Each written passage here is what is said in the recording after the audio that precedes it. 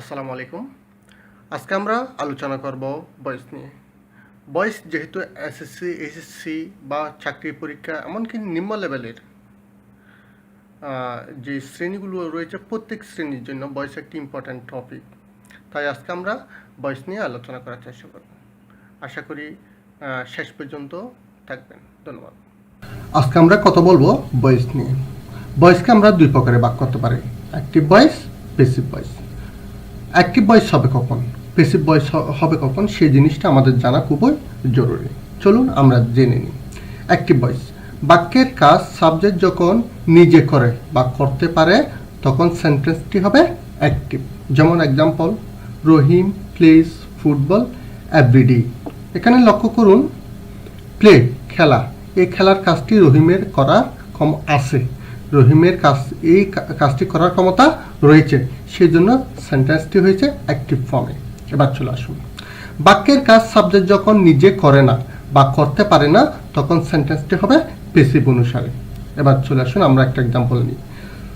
Football is played everyday by রহিম।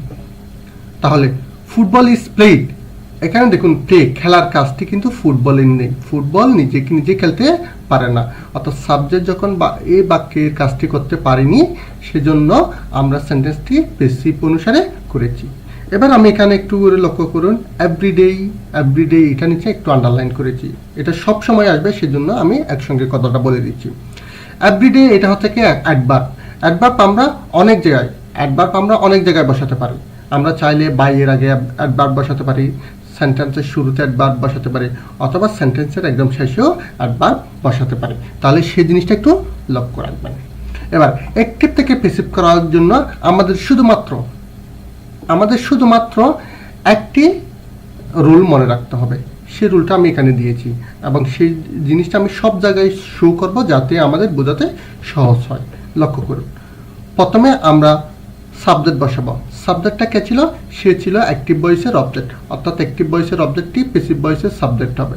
আগে থেকে কোনো অক্সিলারি থাকলে সেটা বসবে, প্লাস এরপরে বিভাগ বসবে, এরপরে বিক্রি অর্থাৎ ভার্বের ফার্স্ট পার্টিসিপল বসবে, প্লাস এরপরে বাই অথবা অন্য কোনো প্রিপোজিশন বসবে, এরপরে অবজেক্ট বসবে।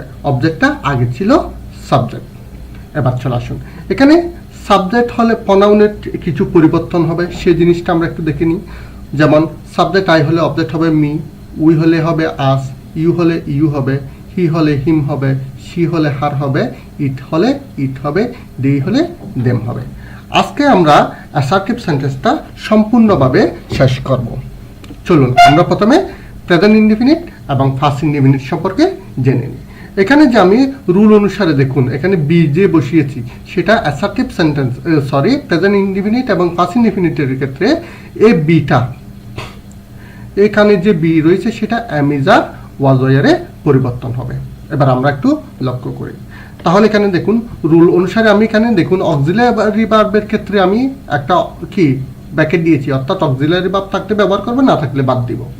এবার চলে আসুন আমরা আমাদের সেন্টেন্সে যাই। করিম ডাস হিজ ওয়ার্ক রেগুলারলি। এখানে লক্ষ্য করুন আমার ভার্ব হচ্ছে ডাস এবং হিজ ওয়ার্ক হচ্ছে আমার অবজেক্ট। তাহলে অবজেক্টকে আমি সাবজেক্ট করতে হবে, আমার রুল অনুসারে অবজেক্টকে আমি সাবজেক্ট করব। তাহলে আমি করলাম হিজ ওয়ার্ক। আমার এখানে দেখা যায় কোনো অক্সিলারি নেই, তাহলে অক্সিলারির অপশনটা বাদ, তারপরে বি ভার্ব বসবে।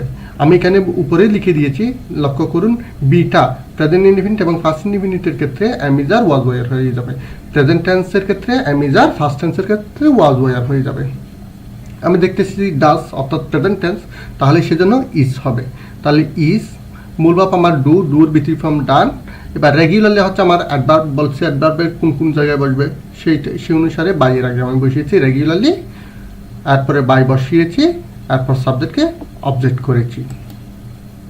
তারপরে লক্ষ্য করুন, she receive the letter yesterday. এখানে লক্ষ্য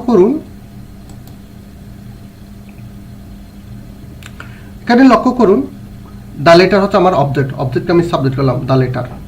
আমার এখানে রিসিভ ফার্স্ট টেন্স অর্থাৎ কোনো অক্সিলারি নেই, তাহলে অক্সিলারির অপশনটা বাদ।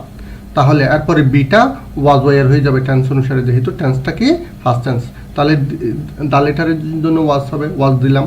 এরপর আমার মূল ভাব হচ্ছে রিসিভের ভিতরি ফর্ম রিসিভ করলাম।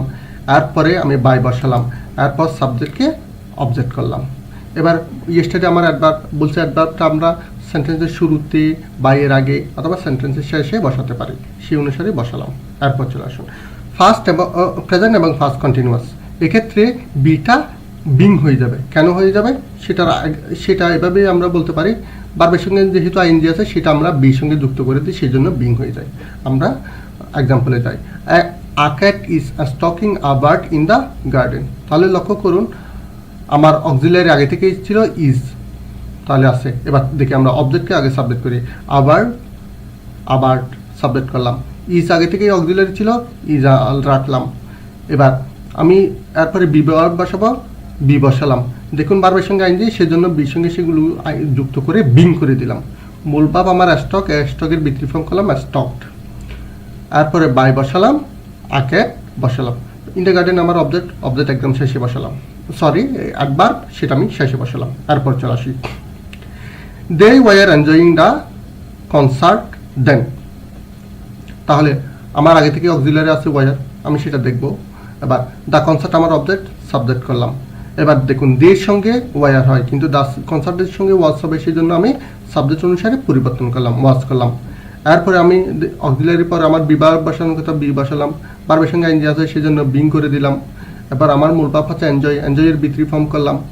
এরপরে অ্যাডভার্বটা আমার দেন, সেটা আমি বাইয়ের আগে বসালাম, বাই বসালাম, সাবজেক্টকে অবজেক্ট করলাম আমার রুল অনুসারে। এরপরে চলে আসুন প্রেজেন্ট এবং ফার্স্ট পারফেক্টের ক্ষেত্রে বিটা বিন হয়ে যাবে। কেন বিন হয়ে যাবে দেখুন, এখানে বিক্রি ফর্ম অর্থাৎ বারবার ফার্স্ট পার্টিসিপাল ফর্ম থাকে, সেই জন্য বির ফার্স্ট পার্টিসিপাল হচ্ছে বিন। আমরা এক্সাম্পলে যাই, he has written the letter. তাহলে আমার অবজেক্ট হচ্ছে দ্য লেটার বসালাম। আগে থেকেই অক্সিলারি ছিল হ্যাজ বসালাম। এখানে আবার লক্ষ্য করুন হির জন্য যেমন হ্যাজ, দ্য লেটারের জন্য হ্যাজ, তাহলে আমি চেঞ্জ করলাম না আর। এবার আমি বিটা বিন করলাম, যেহেতু বারবার ফার্স্ট পার্টিসিপাল আছে। এরপরে আমি মূল বার্বের ফার্স্ট পার্টিসিপাল করলাম, এরপরে বাই বসালাম, সাবজেক্টকে অবজেক্ট করলাম। এরপরে চলে আসুন, I had fold down the curtain. তাহলে দ্য কার্টেন হচ্ছে না আমার অবজেক্টকে সাবজেক্ট করলাম। হ্যাড আগে থেকে অক্সিলারি ছিল, রাখলাম। এরপরে হ্যাডের পরে বিটা বিন হয়ে যায় বলছি, বিন করলাম। মূল ভাব আমার ফুলের বিক্রি ফর্ম ফুল করলাম। ফুল ডাউন একটা ওয়ার্ড, সেজন্য ডাউনটা সহ রাখলাম। এরপরে বাই বসালাম, সাবজেক্টকে অবজেক্ট করলাম। এবার চলে আসুন প্রেজেন্ট পারফেক্ট কন্টিনিউয়াস টেন্স এবং ফার্স্ট পারফেক্ট কন্টিনিউয়াস টেন্সটা আমরা একটু দেখব। লক্ষ্য করুন, Helal has been reading a book since morning. এখানেও বিটা বিং হয়ে যাবে। কেন? কারণ বারবার সঙ্গে আইনজি আছে। তাহলে এবার দেখুন, আমি অবজেক্টকে সাবজেক্ট করলাম, আবুক করলাম। হ্যাজ বিন আমার অক্সিলারি আগে থেকে ছিল, হ্যাজ বিন রেখে দিলাম। এরপর আমি বি বসালাম, যেহেতু বারবার সঙ্গে আইনজি সেটা বিং হয়ে গেল। মূল বার্ব আমার রিডের বিক্রি ফর্ম লিখলাম। আমি লিখবো রিড, উচ্চারণ করবো রেড। সিন্স মর্নিং এটা হচ্ছে অ্যাডভার্ব, সেটা আমি বাইয়ের আগে বসালাম। এরপরে বাই বসালাম, এরপরে সাবজেক্টকে অবজেক্ট করলাম। এবার চলে আসুন, they had been doing the same. অবজেক্টকে আমি সাবজেক্ট করলাম, দ্য সাম। হ্যাড বিন আগে থেকে অক্সিলারি ছিল, বসালাম। এরপরে আমি বি বসালাম, বারবার সঙ্গে আইনজি আছে সেটা বির সঙ্গে যুক্ত করে দিলাম, বিং হয়ে গেল। মূল ভাব আমার ডুর বিক্রি ফর্ম ডান করলাম। এরপরে প্রিপোজিশন বাই বসালাম, সাবজেক্টকে অবজেক্ট করলাম। এবার ফিউচার টেন্সের ক্ষেত্রে বিটা বি থেকে যাবে, কারণ দেখুন উইলের পরে বারবার সঙ্গে কিছু যুক্ত থাকে না, সেই জন্য বিটা বি হয়ে যায়। এবার I will call you later. তাহলে অবজেক্ট আমার ইউকে সাবজেক্ট করলাম। উইল আগে থেকে অক্সিলারি ছিল, উইল রাখলাম। এরপরে বিভার্ব বসালাম, মূল ভাব কলের বিক্রি ফর্ম কল্ড করলাম। লেটারে আমার অ্যাডভার্ব সেটা বসালাম বাইয়ের আগে। এরপরে প্রিপোজিশন বাই বসালাম, সাবজেক্টকে অবজেক্ট করলাম মি। এবার চলে আসুন, they will be building a mansion. তাহলে আ ম্যানশন অবজেক্টকে সাবজেক্ট করলাম, উইল বি অক্সিলারি ছিল, রাখলাম। এরপরে আবার বি বসালাম, বারবার সঙ্গে আইনজি সেজন্য বির সঙ্গে যুক্ত করে দিলাম, বিং হয়ে গেল। মূল ভাব আমার বিল্ডের বিক্রি ফর্ম বিল্ড করলাম।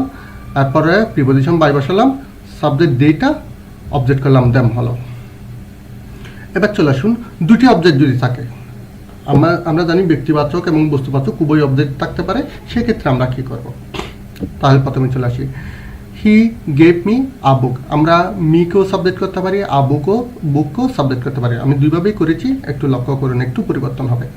আমাদের ব্যক্তি দিয়ে করা সবসময় উত্তম হবে, সেক্ষেত্রে আমাদের কোনো পরিবর্তন করার প্রয়োজন হয় না। যেমন আমি এইভাবে করলাম, মিটাকে আই করলাম, আমার দেখা যায় টেন্স অনুসারে এখানে অক্সিলারি নাই, বাদ দিলাম। বিটা আমার টেন্স অনুসারে অ্যামিজার ওয়াজ হয়ে গেল, যেহেতু গিভ ফার্স্ট টেন্স ওয়াজ হলো। মূলভাব আমার গিভের বিটি ফর্ম গিভেন করলাম। তারপরে যে আরেকটা অবজেক্ট ছিল বস্তুবাচক, সেটা পাশাপাশি বসিয়ে দিলাম। তারপরে বাই আনলাম, সাবজেক্টকে অবজেক্ট করলাম, শেষ। কখন? যখন ব্যক্তিকে আমি সাবজেক্ট হিসেবে গ্রহণ করলাম। কিন্তু আমি যখন বস্তুকে সাবজেক্ট হিসেবে গ্রহণ করব তখন একটু পরিবর্তন হবে, সেটা একটু লক্ষ্য করুন।